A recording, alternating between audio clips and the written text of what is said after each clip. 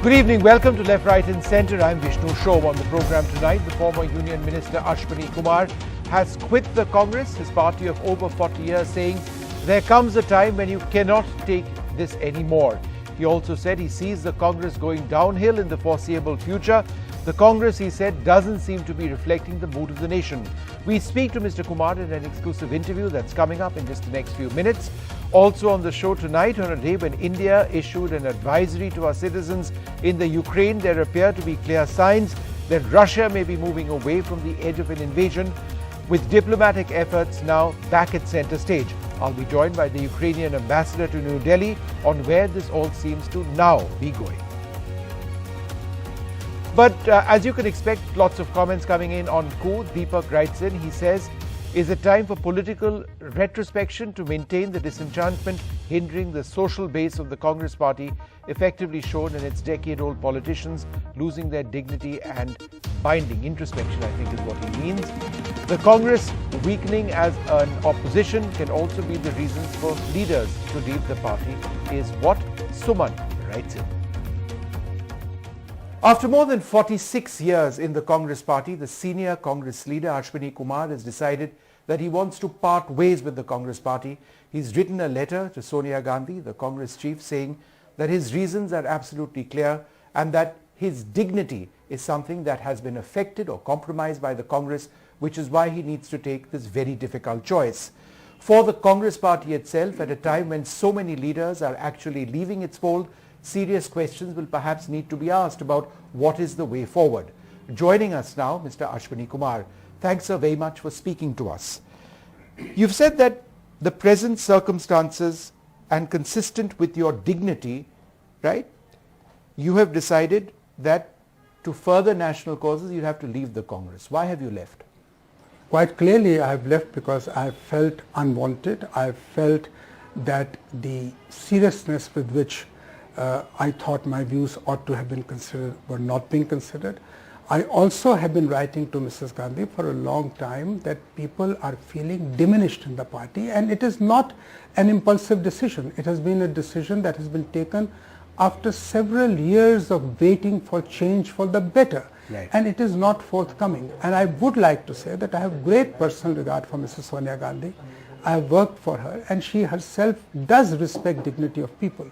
But I felt that somewhere we had come to a point where we could not be sure of maintaining our dignity. And therefore I felt in the finer traditions of public life that there is no point sticking on in a party where you can neither become an instrument of progressive change, nor can you add to the strength of the party or to the causes that are dear to you. Right. And you've always been a very staunch supporter of Sonia Gandhi. You've defended her even when several other senior leaders, so-called G23, wrote and things like that. From actually calling that adventurism to taking this decision today, this complete 360-degree turn, how would you explain that? It's not a 360-degree turn at all. That was just a few months back. No, my point of departure with G23 was that they were flagging the wrong issues. They were talking of elections.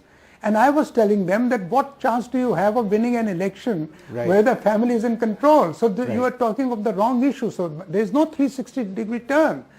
I have never questioned anybody's right to raise substantive issues. And I think the issues that have now come forward before the nation at large are so apparent that the party is seen to be not reflecting the mood of the nation. Right. And repeatedly a question is asked, if the people are not happy with the Prime Minister, why is the Congress not being voted in? Right. Precisely because the alternative that we are offering is not acceptable to the people. Right. And this is one circumstance that is, or one factor that is beyond discussion in the party.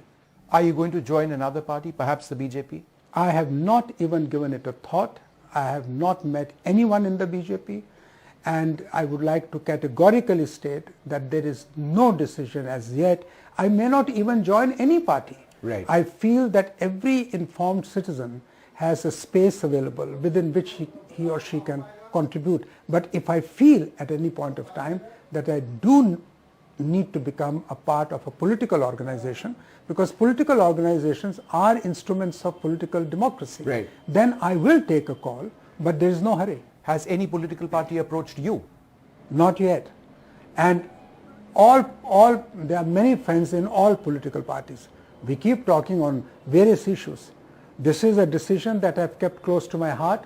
I've not discussed with my closest political friends because I did not want, in a moment of weakness, to be persuaded to resile from my step, because I know that this was the right thing to do. Would you say that you not being made a star campaigner in the Punjab campaign was the triggering point? No, but who is the star campaigner? What was the trigger? No, who is the star campaigner? Out of the 40 names other than Rahul Gandhi and Priyanka Gandhi, do you see even Dr. Manmohan Singh? So those are paper appointments. I've been in the party for you haven't had a very significant role in the Punjab elections. You're not campaigning. You haven't campaigned. No. Is that the tilting? No. That's not the tilting. I must tell you that I thought that the kind of leadership that has been projected in Punjab is probably the worst in the last 40 years.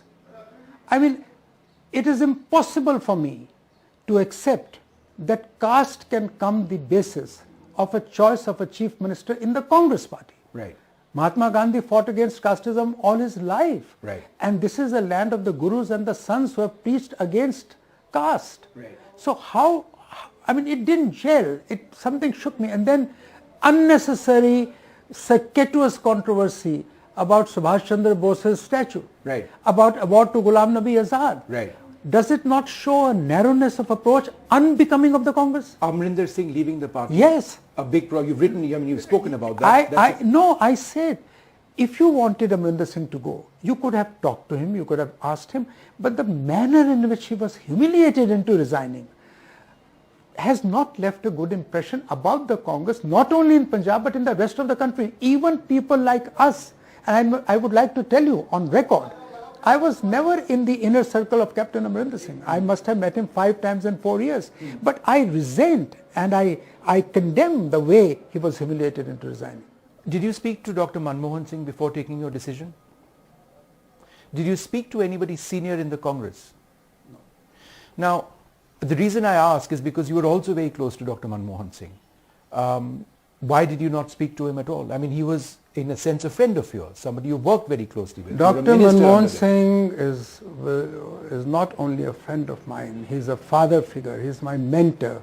And as long as I live, I will only have reverence for him. But I didn't want to drag him into these issues. Right. The timing of your decision right now, right in the middle of elections, why did you do it now? Why could you not have done it later? Is it to send a message to the Congress now? No, because you're hurting their prospects. No, there is a time. There's a time. A time comes when you can't take it anymore. I've been having sleepless nights for several days, and I've said to myself that at this stage of my life, should I not rise in my own estimation? Yeah. What am I sticking here for if I feel so uncomfortable? Right. And therefore, if you see from my letter, it is as polite a letter as could have been written. Yeah. I have written to her because I have great regard for her, and right. I will always have great regard for her, personally speaking. Right. But I think the time has come for calling a spade and to take difficult decisions. Now, there are several Congress leaders who have recently quit. We've seen RPN Singh, Jyotiraditya Scindia, a host of others quit the party in recent times. Where does that leave the Congress? And now you. Where does it leave the Congress? That's for the Congress leadership to figure out. I don't know. Why are they unable to take a decision which makes the organization united? Where is the problem in the thinking, in your opinion? It's a $1 million question. We have been trying to unravel that, but we have not been able to unravel. The need of the hour today is for individual leaders to rise above their vanities and egos and ambitions and aspirations, and for once say, all right, let us think of the larger issues. There is still, I believe, for example, issues of national security, issues of bridging the rich-poor divide, issues of unemployment and environment and so forth and so on. COVID, there are so many issues on where you need bipartisan approaches. And the kind of viciousness in political dialogue, the kind of low political discourse that has taken over our democracy is troubling, and Congress has not acquitted very well. Do you believe the Congress party is essentially over as a viable opposition? The facts speak for themselves. No, I'd like to hear it from you, some more directly. Or I hope I'm wrong. I hope I'm wrong. But in the foreseeable future, I only see Congress going downhill. Right. And why is that the case? I mean, you've highlighted a few of them. Is there any way around that? What about a change in leadership? Do you see possibly, if there is change in Rahul Gandhi or Priyanka Gandhi Vadra or Mrs. Gandhi, bringing in more leaders, having a more collaborative sort of attempt at leadership? Is that a way forward? We've conjectured on this forever and ever. I think let us wait for a time. The people will find their own leader. Correct me if I'm wrong, but you're the senior most Congress leader to have left the party? I don't know. I haven't counted in terms of age, but... Right. I would suggest that perhaps you are certainly among the most senior Congress leaders. Is there a sense that among the senior most leaders, people who have been in the party as long as you have, that might also happen? Many of the young guns have left. Are you the start of a process where the senior leaders also start going? Well, how can I talk about it, or how can I say it with any certainty? But all I will say is, taqaza hai maujon ka tufan se khelo. For all my colleagues and friends, taqaza hai maujon ka tufan se khelo. Kab tak chaloge kinare kinare. Right. And what has the answer to that actually been in your conversations with your senior colleagues in the Congress, that they are also on their way out? They are dejected, they are oppressed, they feel diminished, they feel humiliated. But who has the strength to walk out or chart his own course, only time will tell. Right.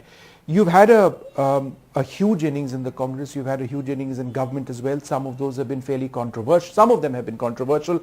For example, the entire coal blocks allocation and the entire argument that you were waiting certain files. It came up in the Supreme Court. Ultimately, you had to step down as law minister of the country.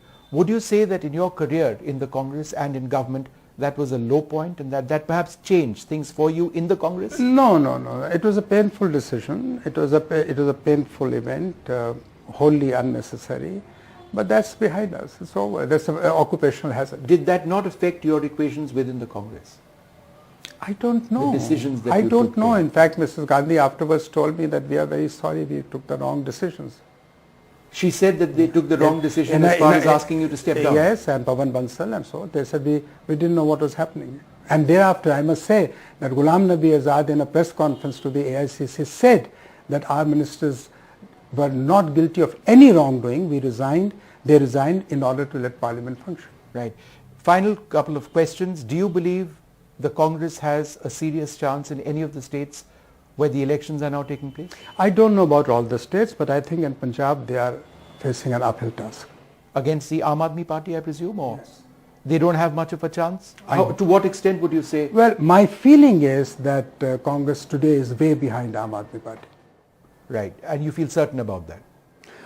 As certain as the mood of the people. A final question to you, where do you go from now? You haven't, either been approached directly or I'm not sure whether indirectly, or you haven't, you say, spoken to any other political parties.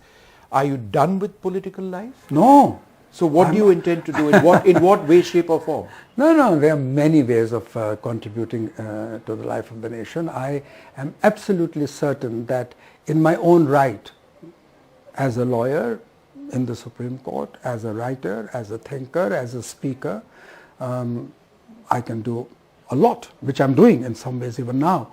And the option of joining a political party is not foreclosed.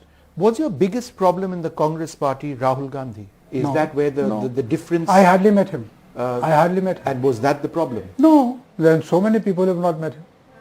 So that was the problem? No. I don't know. I think it's... I don't think. I don't want to minimize the importance of my step in relation to somebody who was the son of my... you've lost that relationship then potentially with Mrs. Sonia Gandhi, who you worked with so closely. Well, I'm sure she will not like my resigning. I don't know how it will impact a personal relationship, but I guess in politics there are no personal relationships.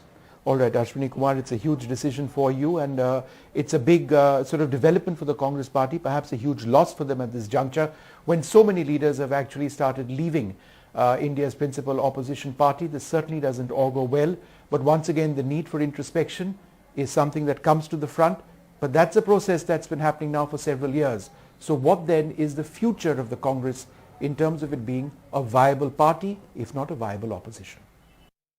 The situation in Ukraine over the last several weeks has certainly been tense, but there are now clear signs that we could be seeing the beginning of a process where the hope of peace is perhaps lasting. This comes on a day in which the government of India has issued an advisory to Indian nationals in the Ukraine. Joining us now, Dr. Igor Polika. He is the Ukrainian ambassador to New Delhi, somebody who's an old hand, as I understand it, in India. He's been ambassador over here on 2 separate occasions. He joins us now. Thanks very much, sir, for being with us. Are you hopeful now, with the first reports of Russia moving back some of its forces, that we could see the beginning of peace in the boundaries of your country? Yes, we are hopeful. Maybe we are cautiously hopeful, but nevertheless we are hopeful. Right. Situation at present is difficult, but it's not critical. Right. For 8 years, from some very well, so-called very well informed forces, we are getting the new dates of invasion. Right. It's supposed to be what, today, tomorrow? Yes, it never happened. Right. I am really hopeful that this date again will be 10th or 15th fake. Right. I am telling, situation difficult, Yeah. but it's not terribly critical. We highly appreciate the balanced position of the Indian government, of your embassy in Kyiv, of the Indian MEA, who has not fallen prey to some warmongering, some panicky moods. Right. I'm happy that, unlike many other embassies, your embassy in Kyiv is working Yeah. in normal regime. Right. I understand the position of the Indian government. Yeah. You are paying Yeah. too much attention Right. to the security of your citizens. Yes. We are proud that India is on the first place among other countries from the point of view of the amount of Indian students. How many students are there? Approximately, I think, a bit more than 20,000. And so what is your message, Ambassador, to their family, to their parents who might actually be watching this? My first message, of course, you should closely monitor situation, because situation is difficult. But you should not believe to all the panicky reports. Right.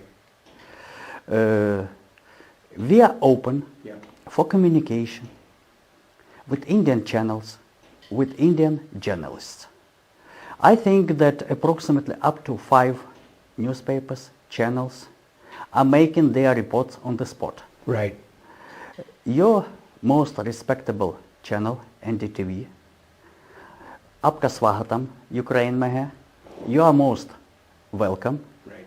I would like you to go to see with your own eyes what's going on in Ukraine. Right. You should talk to Indian citizens, to Indian students, especially in the bordering areas. You should talk to the people on the streets. Right. You should talk to some politologists, to governmental officials, to make your own picture. Yeah. I deeply respect the high professional level of your channel, and I am more than sure that your reports will be highly qualified, Right. and very much objective. But Ambassador, let's talk a little bit about the international diplomatic efforts which are taking place now. We are looking at the German Chancellor who was in Kiev yesterday. There will be a meeting in Moscow as well Today, we've seen the French President speak with President Putin in the past. We have seen other European leaders reach out to your leadership and indeed with the leadership of Russia.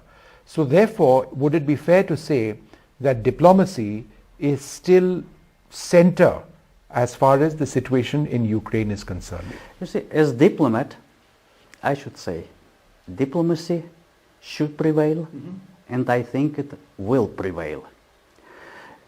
We are having now very hectic diplomatic activity. Every day in Ukraine, we are hosting 2-3 heads of states, heads of governments, ministers of foreign affairs.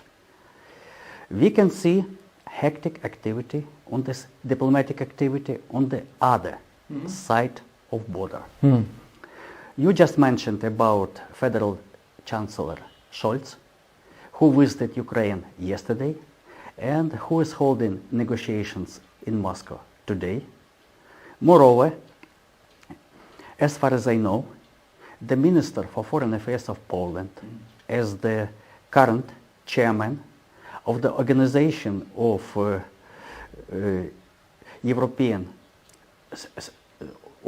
OESC, he's, as the chairman, he's planning to visit Russia also today. That's why I am most hopeful that diplomatic activity and diplomatic efforts will prevail. Sure. Ambassador, one last question.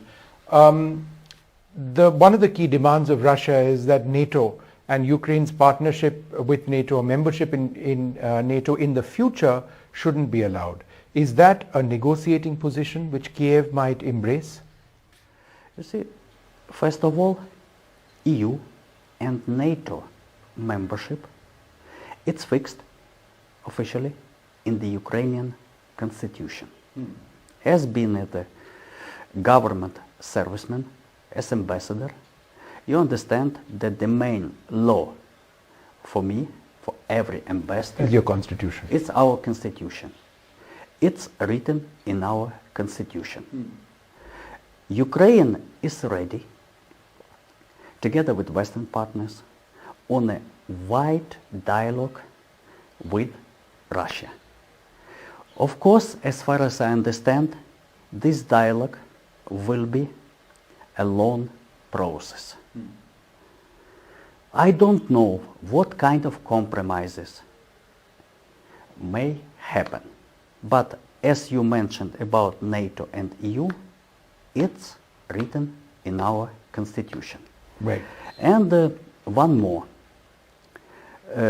very simple message to the Indian media community. You know that our embassy, we are absolutely open for cooperation. We are trying to be most helpful in arranging your trips. We are relying heavily upon professionalism of Indian journalists. Right. But nevertheless, please, we are expecting that trips of Indian channels, of Indian newspapers to Ukraine will be devoted to the deep analysis, what's going on, what will happen, what may not happen, on the basis of your massive communication with various people. Right. I am asking your channels, certain channels, please stop war-mongering and please stop pursuing cheap sensations. Right. For example, I read reports in Hindi Right. that the war started, Yeah. 8 people are killed. You see, it's a real surprise. For me, it's a real surprise. Sure. Ukraine doesn't know that Yeah. war started. Russia doesn't know that the war started. Yeah. Our Western partners do not know that the war started. But one Indian channel knows. Right. Our main task is objective information Right. and to calm down the panicky moods. All right. I think, Because panic, it's the major danger. right. Right. Absolutely, Ambassador. And I think that's a good way to end this discussion. We don't want any panic whatsoever, and we certainly hope that there is peace. Ambassador, thank you very much for speaking to us. Thank you very much indeed.